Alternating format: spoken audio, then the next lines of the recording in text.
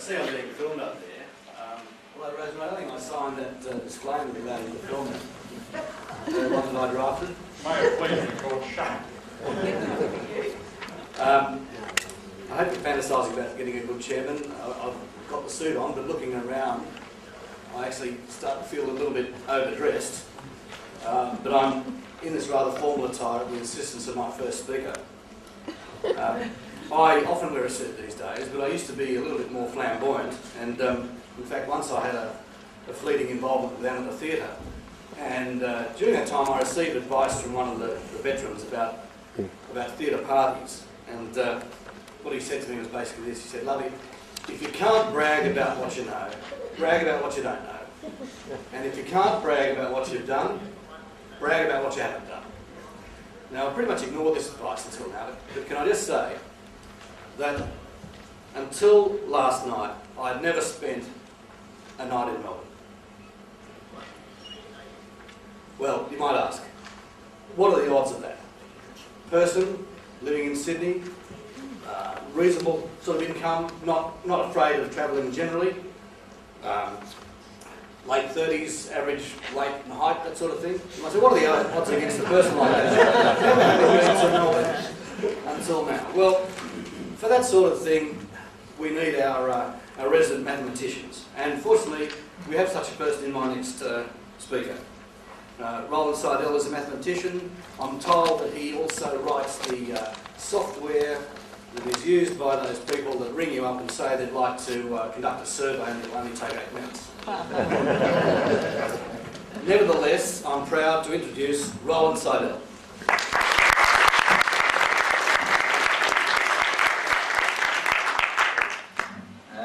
Thank you. Take a moment to get organised here.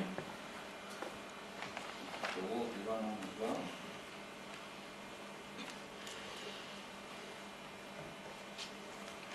Testing. Okay,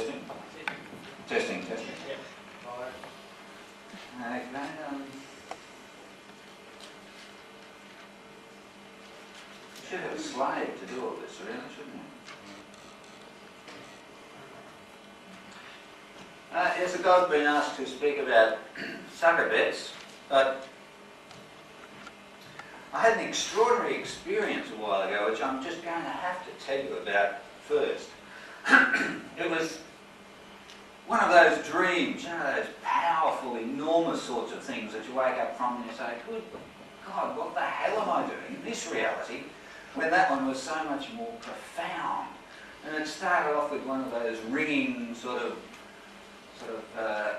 be true, be true, be true. I knew this was going to be something that you could make a movie out of, but it wasn't quite complete. There was something missing. Be true, be true, be true, be true. There was some little terminal there that was missing, and eventually I heard it. It was a little half syllable at the end. Be true, be true, be true. And it struck me, eventually, in a flash, it was the great beetroot. And look, I know you may laugh, and I know this sounds a little silly, but it all makes sense. It was the great beetroot. Not a beetroot in the sense that we understand from the garden, you know, but an entity, an all-powerful entity, the essence of which sort of evokes a sense that can only best be described as beetroot, really. It was quite ineffable. The great beetroot created everything. The creator, the destroyer, the generator, the consumer, created the world in order to supply itself with a constant supply of humus, which would nourish it so it could live forever. And it experimented with all sorts of life forms, from the Burgess shale, worms and wriggly things, and dinosaurs and fish and so on. None of them were really good at making a lot of humus. You had to wipe them out and start again periodically, but eventually came upon this fantastic life form, this perfect epitome of something that creates so much mess and detritus and waste that the supply of humus is virtually endless. And when they die, they rot and make the best humus. So he called them the humus being. And that's us. Now, hearing's always been a little bit difficult, but the great beetroot created the world to supply humus, and we are the perfect humus being. And when we all go to that great veggie garden in the sky, the great beetroot will reward us. Those who have been great consumers will be given the role of angels of consumption, given a nice fluffy white area to live in and given everything you could possibly want. The only requirement being that you consume and make a lot of mess and make a lot of humus. If, however, in this life you've been abstemious and an unbeliever, then you'll be punished by being used as fuel to keep the great humus factories running. And of course, all believers keep hearing this echoing sound in your head, be true, be true, be true. Now, I'm blessed with having had the vision and being given the faith, but if you are not one who has been so blessed, and if in fact you're sort of doubting whether the great beetroot exists or not, and you're wondering, well, should I give it a go or not, I don't know. It's a fair bet. In fact, the benefits of behaving in the way that the great beetroot rewards are so great that it is worth your while wagering that even if you don't believe in the great beetroot, it's a good bet that you should behave in this manner. And I've encapsulated this into what I call Roland's wager. And it goes like this. If there is a beetroot, he is infinitely incomprehensible, since having neither parts nor limits, he has no affinity to us. We are then incapable of knowing either what he is or if he is. You must wager. It is not optional. You are embarked. Which will you choose then? Let us weigh the gain and the loss in wagering that the great beetroot is. Let us estimate the two chances. If you gain all. If you lose nothing. Wager then without hesitation that he is. Now, curiously, after I put this down, my partner noted that it was almost exactly what Pascal had said years and years before with his wager. Now, Blaise Pascal was a great bloke who developed quite a lot of mathematical logic, and there's a lot being written about his wager by philosophers and all sorts of other people. But I think the point I'm making is that Pascal's wager is based on a couple of premises. They are that if the deity exists and the rewards and punishments are as described, then Pascal's wager makes sense. So Pascal said about trying to persuade all his non-believer mates that even if you don't believe in God, it's a good bet. You should take the bet. You should behave as the Pope would recommend that you do. Now, the trouble with that is that these premises are where the swindle lies. And you could call it means to an end, tying in another nice thought about where religion comes from. The trouble is that you don't know who God is, and you don't know what he likes, and you don't know what anything is. God may be Odin, who only rewards accomplished killers. So you should behave in that manner so that you get rewarded when you die. When you gain all. If you lose nothing. God could be the great beetroot who only rewards excessive consumers. He might, plenty of religions have the trickster who only rewards smart bastards, but the worst little touch of irony is that God may be exactly as the Pope describes, and he may regard gambling as a sin. So if you take the wager, you're gone straight away. So I'm not a philosopher. I'm not in any of those areas, so I can't comment on the philosophical soundness of Pascal's wager or not, but I can spot a sucker bet a mile away, and as a persuaded coach of believing in God, Pascal's wager is a sucker bet. So that's him done with. What I'm going to do for the rest of this is show you a couple of peculiar mathematical things. In mathematics you study relations, and there are transitive and non-transitive relations. The story goes, if in some gaming thing, if I beat you and you beat him, does it follow that I beat him? You'd think so, wouldn't you? A lot of simple things are transitive, like taller than.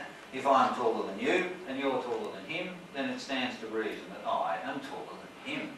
There are some other relations that are non-transitive, and I picked love here. And if I love you and you love him, does it follow that I love him?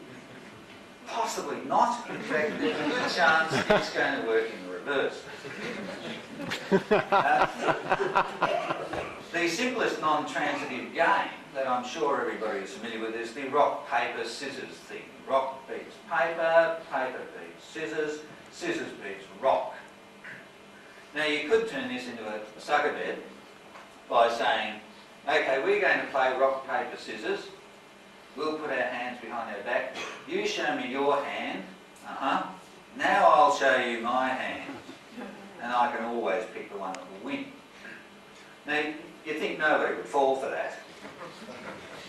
And then, well, you can get kids to fall for it a couple of times, but fairly soon.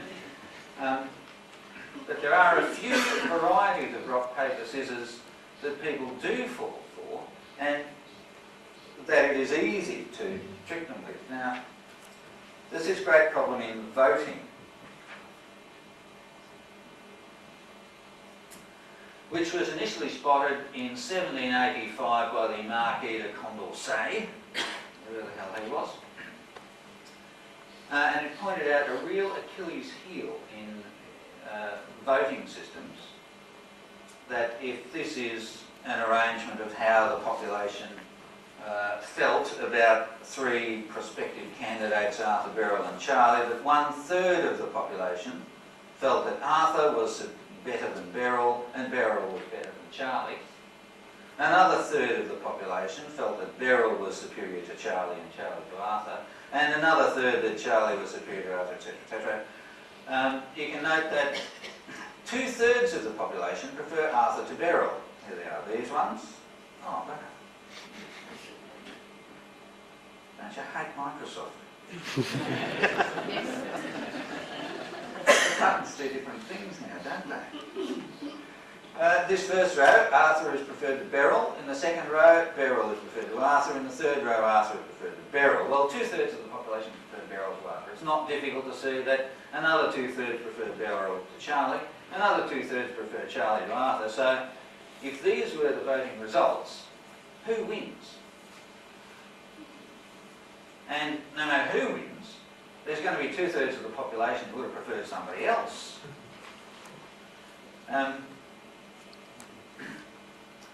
This was picked up later on as part of a wider analysis of democracy, in fact, by a chap called Kenneth J. Arrow, who got the Nobel Prize in 1972 for economics. Part of this by showing, I think it's known as Arrow's impossibility theorem, that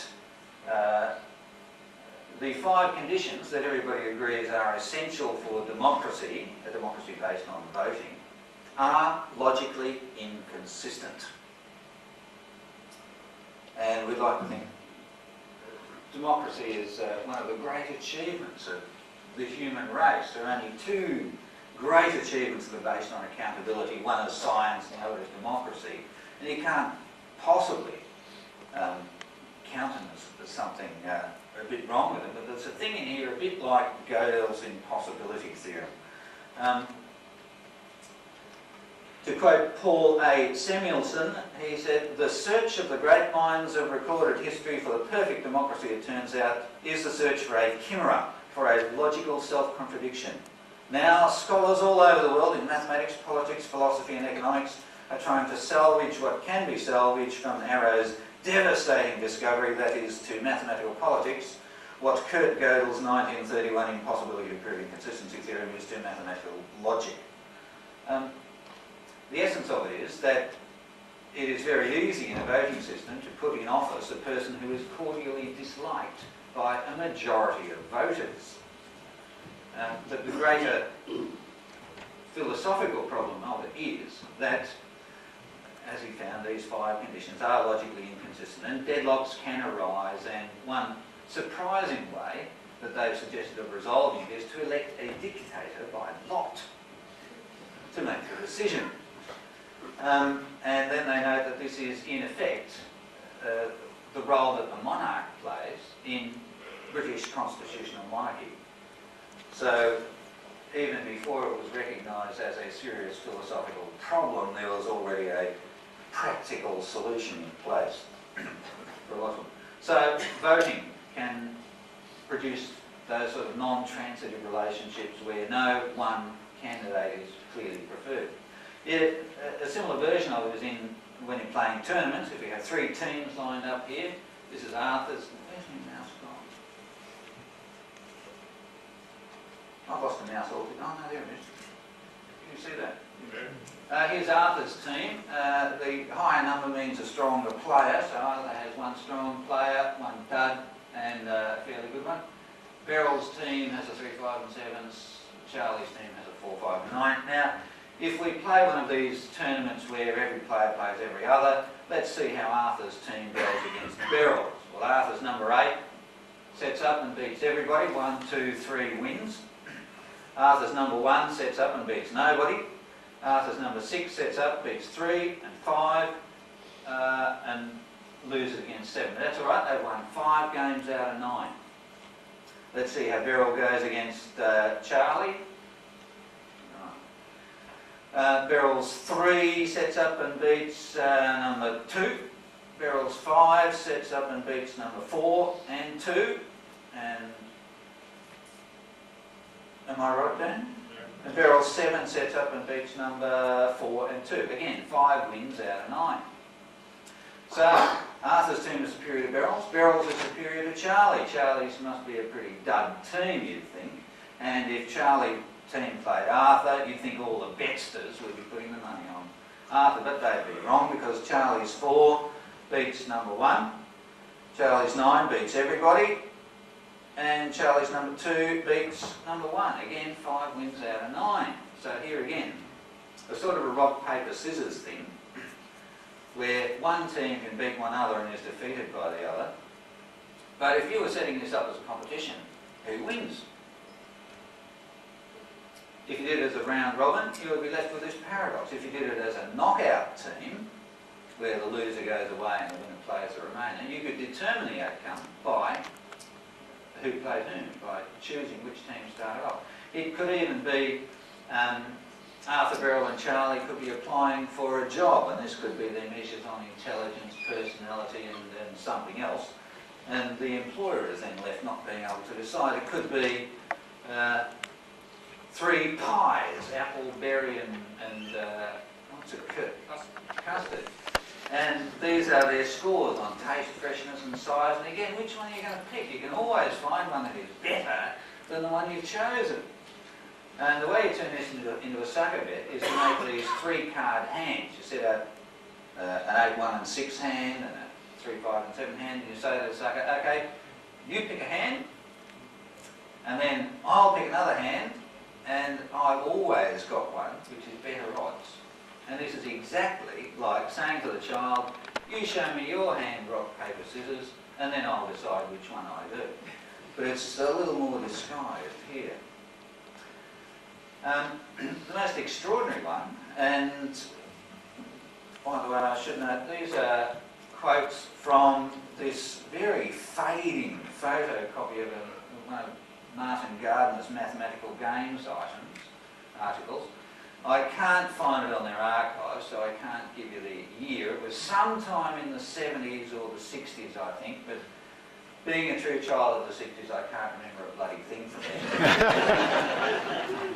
So if you're really interested, I've given the title of it in the article which I'll submit to the magazine, but that's as far as I can go for tracking it down, because you might want to look up some of these other tables.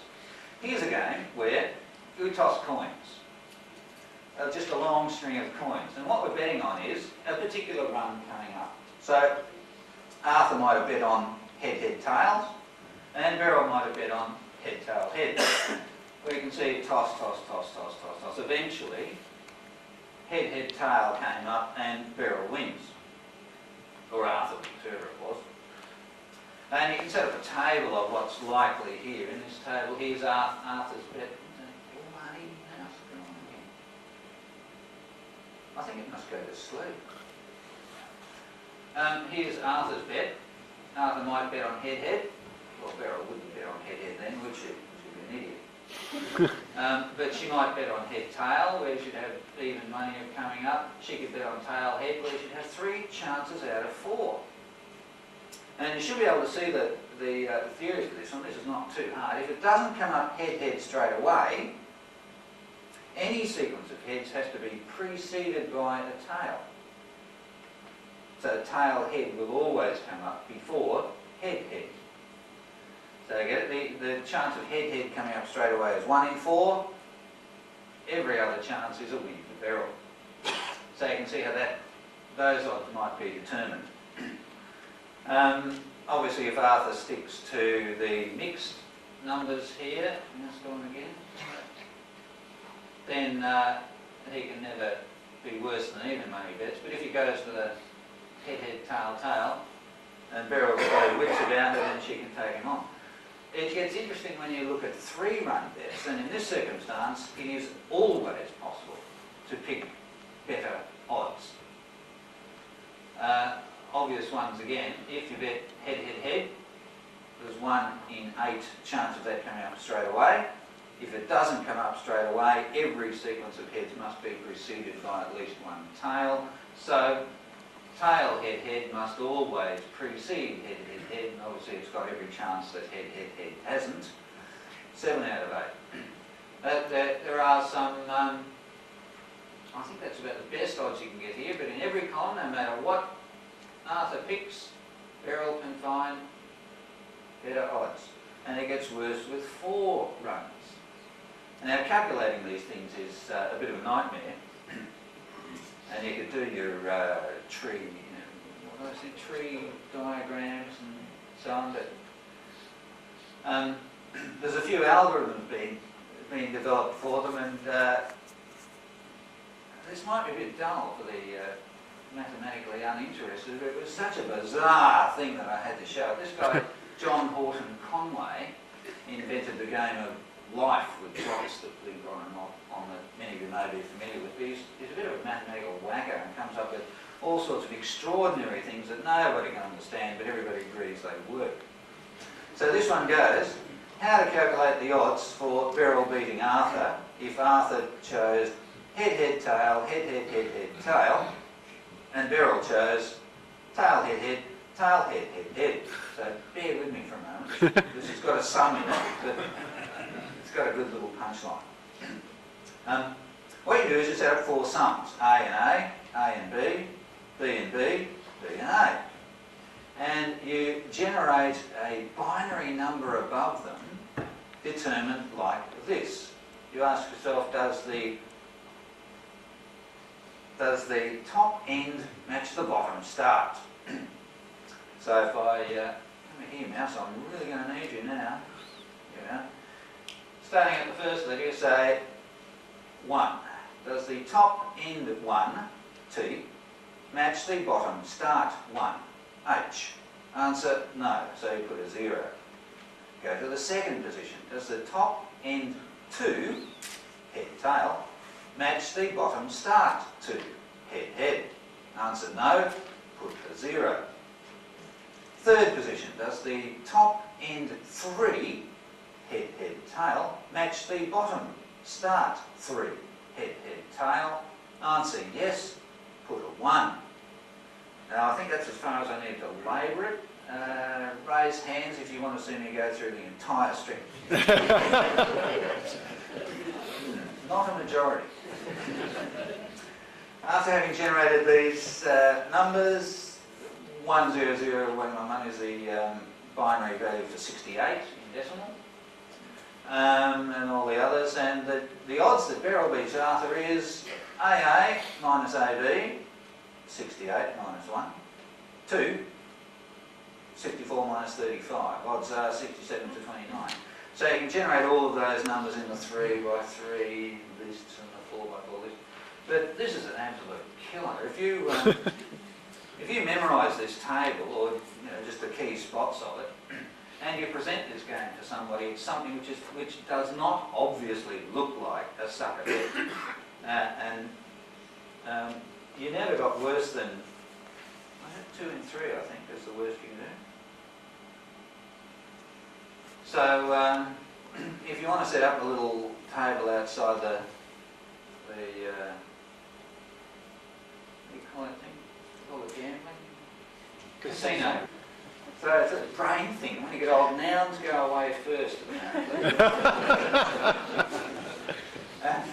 Set up a little table there with the toss coin string and take some money from people. Time going fairly well, I think. Look, I'm going to finish up with this Monty Hall thing, only because it got so famous. I mentioned it in passing in volume 18 of the Skeptics somewhere, and it generated enormous response and letters and so on, and it kept going for over a year. And it's just a little puzzle. It's a game show. There's 3 doors here. There's a car behind one of them. Pick a door. Say you might pick door number 1. That's the Eiffel Tower, number 1.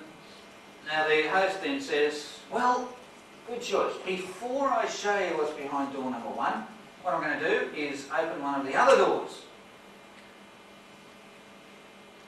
No car behind that door. Do you want to change your choice? Do you want to switch to the other door? Do you want to stick with door number 1? Or do you want to go to door number 3? Well, it's a sort of dilemma that game show players put people in all the time, but the mathematical question is there an advantage in switching to the other door? Now, everybody I know, mathematicians, even High Court prosecutors, the Crown prosecutors, everybody thinks they can do sums, everybody thinks they understand probability. Anybody who calls himself a mathematician of any form says straight away, no chance. But in fact, you double your chances by switching to the other door. Now I'll just labour that for a little bit again. 3 doors, pick a door. I pick number 1. Okay, I'm going to show you what's behind door number 2. Do you want to change your choice? Is there any advantage? Yes, there is. You double your chances. This is really so non-intuitive that it generated the same sort of response in our magazine as it generated in the broader world. It was originally presented by Marilyn Boss-Savant, who advertises herself as the person with the highest IQ in the world. And she has good reason to do so, trust me. In a column called Ask Marilyn in Parade magazine, 1990. She was immediately swamped by letters from all over, from all sorts of people, including one from a man who is otherwise regarded as the smartest man in the world.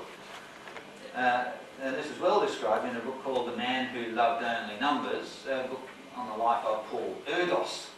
And Erdos was a funny bloke. He had this philosophy of another roof, another proof. He'd just wander around and stay at a mate's place and help them solve some puzzle and stay there long enough and just before his welcome wore out, and then move off to some other mate's place and do some more sums with him. And mathematicians have got this thing called an Erdos number. If you've got an Erdos number of 1, you have published a paper with Erdos.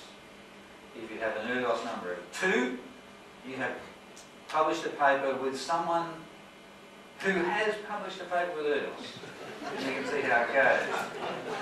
It was such an extraordinary man in the world of mathematics that he has that sort of appeal among them. But here's some of the letters that people sent in. And these are from PhDs, well-entrenched mathematicians. You are utterly incorrect about the game show question, and I hope this controversy will call some public attention to this serious national crisis in mathematical education. E-Ray Bobo, for the name like that, I'm not sure I should call it. But the passion was there. I was adding that for a bit of audience appeal, but the passion was there in these things. As a professional mathematician, I'm very concerned with the general public's lack of mathematical skills. Please help by confessing your error. And they argued bitterly about this, and they thought she should be burned at the stake almost. But eventually, after a while, if you do the sums, if you do some experiments, it is a fact. You do double your chances. You can do it by drawing out decision trees, or the neatest description I came up with it is that since it's only a binary choice, two doors, if you're going to switch, then you exchange your chances of winning for your chances of losing.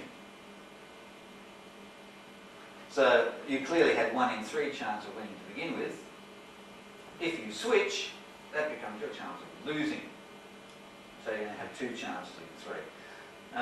But that's as far as I'm going to go on embarking on a proof of this, because it does take such a long while to persuade your head that it's that the numbers do in fact turn true, even though it doesn't really sit well with your intuitive sense of probability. I understand probability. How could I have the wrong sense of this? And the only way I could determine that what's happening here is that probability describes random events. And in this case, there's one entity here who is not random, that's the host. So all the theories and understanding of probability don't apply.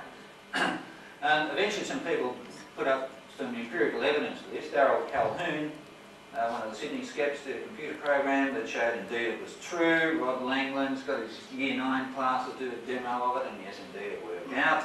But the best one was a guy called Ross Martin, who was a senior Crown prosecutor. And this guy wrote in, I'll just have to do a couple of quotes here. He first sent in an email of the first kind, where Seidel was talking through the wrong orifice here and something entirely wrong. And then he sent, sometime later he sent in one which began, it occurred to me that while I knew that my critique of Seidel must be correct, there was no point trading arguments when an experiment will prove the case one way or the other. So he got some cups and coins and dice and 300 trials, and indeed it came out 66% wins if you switch, 33% wins if you don't switch. To my utter and unworthy surprise, Seidel is right. Well, it's nice to be vindicated by a Crown prosecutor. The arrogance and presumption of my previous critique is manifestly misplaced, and I bow on my head, shamed and embarrassed in respect of it.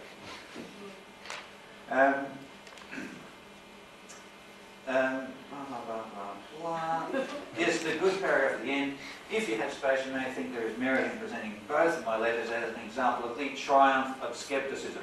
And this is the punchline of it. The pursuit of evidence over mere argument and illusory logic. I am both humbled and delighted by this experience. In particular, my awe at this impressive engine for determining truth is renewed. And that's, I think, as far as I'm going to go. The punchline there being that no matter how smart you think you are, you can get sucked in. And in a sense, smart people are more vulnerable because you have such confidence in your own intuition and your own gut feel. You think you know just because you're an expert. Unfortunately, you often think you know in other fields where you don't actually have any formal expertise, but because you're so smart here, you must be smart there as well, and that's clearly not the case. So we're all agreed there's a sucker born every minute, or to return to Pascal's wager, I like the way that Ruby Wax puts it, there's a seeker born every minute. And you really shouldn't trust your gut feel of anything. You need to trust the instrument of experimental evidence ahead of gut feel, especially when it is tinged with passion.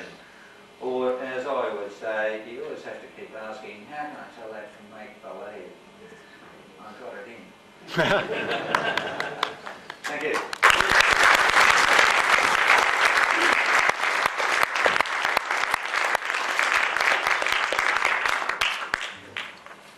Any questions for Roland? Right, Barry? Right, I'm going to blow your whole thing out of the water already. I refer you to your great beetroot. This is the first schism of the great beetroot religion. Clearly out of his mouth. If that wasn't a red tomato, I'll still. Yeah. Beetroot has different stalk from that. Yes, I know, but as I said, it wasn't a beetroot in a real sense, it's just an entity, the essence of which evokes a sense that can best be described as beetroot. Apart from that, I couldn't find a picture of beetroot on the Anyway, the great beetroot that look however he wants. Indeed, it's his joint, he can do what he likes.